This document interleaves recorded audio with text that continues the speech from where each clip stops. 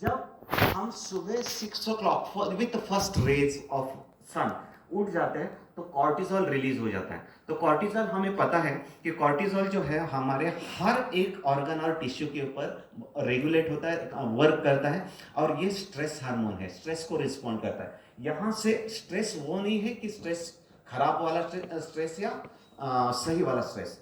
ये जो स्ट्रेस है ये हम जैसे हमारा काम शुरू कर देते हैं, अलग अलग स्ट्रेस अपने आप शरीर में आने शुरू हो जाते हैं। तो ये जो स्ट्रेस को एड्रेस करने का काम इस कोर्टिसोल्स की वजह से होता है, कोर्टिसोल की मदद से होता है। और वहां से हम देखते हैं कि हमारा जो बॉडी है वो लगभग 11 बजे के आसपास हाई अलर्ट स्टेट में रहता है।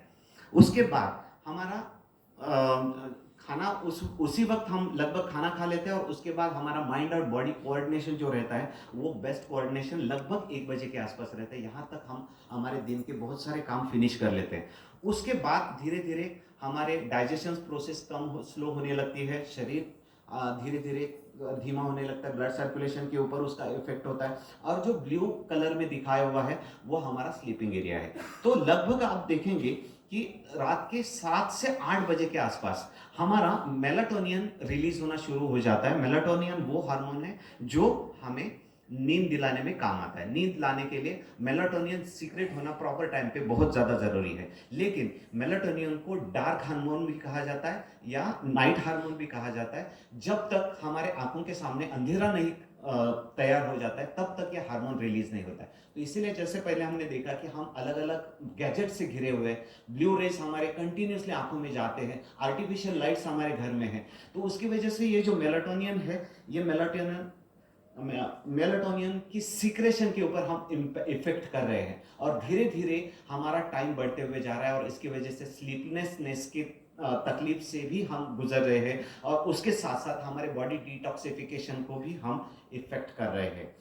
तो अब हम देखेंगे कि जो फास्टिंग के जनरली फास्टिंग हम करते हैं तो इम्पैक्ट क्या क्या होता है, क्योंकि जो फास्टिंग करने वाले हैं उनको ये पता होना चाहिए कि फास्टिंग कर रहे हैं तो ये इम्पैक्ट हमारे शरीर पर आएगा। इसकी कोई जरूरी नहीं कि आएगा ही, लेकिन ये आ सकता है। तो इसमें से सबसे अच्छा सबसे पहला आने वाला इम्पैक्ट है कि हमारा जो हंगर्स और क्रेविंग्स बढ़ जाते हैं। जो इंटरमीडिएट फास्टिंग हम करते हैं, मैं इंटेंस फास्टिंग की यहाँ बात नहीं कर रहा हूँ, इंटरमीडिएट फास्टिंग जब हम करते हैं तब हंगर्स और क्रेविंग, जो हम खाना चाहते हैं उसके बारे में और ज़्यादा हम मन में सोचना शुरू कर देते हैं, और उसकी क्रेविंग्स बढ़ जाती है, हंगर बहुत ज़्यादा लगने लगती है, क्योंकि हम फास्टिंग कर रहे हैं। माइंड से हम ये सोच रहे हैं कि मैं फास्टिंग कर रहे हैं, लेकिन हम माइंड को ये समझा नहीं पा रहे कि हम फास्टिंग हमारे शरीर की डिटॉक्सिफिकेशन के लिए कर रहे हैं।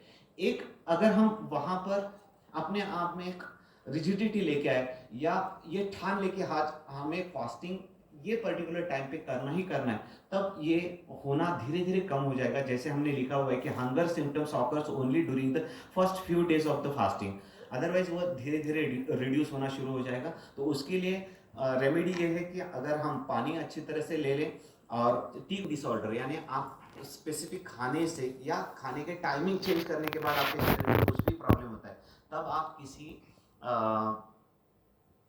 जो नॉलेजेबल पर्सन है उसी के गाइडेंस में इसको प्रैक्टिस कर सकते हैं। और महिलाओं के बीच में अगर आप कंसीव होना चाहते हैं, कंसीव होने के ट्राई कर रहे हैं, या इरेगुलर मेंसेस है, या फिर आप प्रेग्नेंट है या नर्सिंग कर रहे हैं, उस केस में भी आप इसको अवॉइड करें या किसी की गाइडेंस में लें।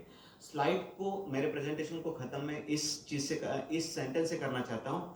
Our own body can become a healing machine when our stomach is empty। हमारा शरीर एक मार्वल ऑफ इंजीनियरिंग है। जब पेट हमारा खाली रहेगा तो हमारा शरीर अपने शरीर को, अपने आप को, खुद को रिपेयर करने में सक्षम है। Thank you very much.